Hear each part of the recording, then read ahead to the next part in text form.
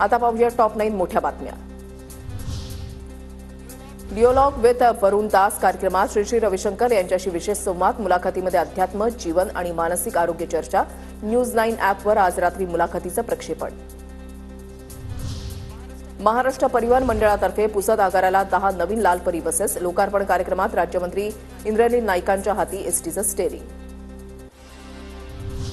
मुंबई विद्यापीठाच्या अर्थसंकल्प प्रक्रियेमध्ये समितीच्या हक्कांची पायमल्ली। अर्थसंकल्पाचा मसुदा जाहीर करण्यात विलंब, युवा सेनेचा आरोप।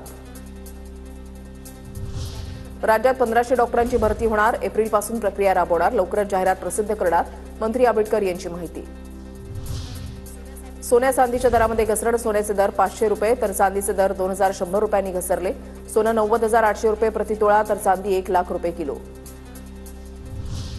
देशातील साखर उत्पादनामध्ये 17% घट। 299 लाख मेट्रिक टन साखरेचं उत्पादन। 10 लाख मेट्रिक टन साखरेच्या निर्यातीला मान्यता, हर्षवर्धन पाटील यांची माहिती। महाराष्ट्रामध्ये पुढील 48 तासामध्ये वादळी वाऱ्यासह अतिमुसळधार पावसाचा इशारा। वर्धा, चंद्रपूर, भंडारा आणि गोंदियामध्ये अतिमुसळधार तर अमरावती, वाशिम, नागपूर आणि गडचिरोलीमध्ये मुसळधार पावसाचा अंदाज। सीमांकनाच्या विरोधात दक्षिण भारतामधील 5 राज्ये एकवटली। 5 राज्यांची केंद्र सरकारच्या विरोधात मोहीम। लोकसंख्येच्या आधारावर सीमांकन करण्यावर दक्षिणेतील राज्यांचा आक्षेप।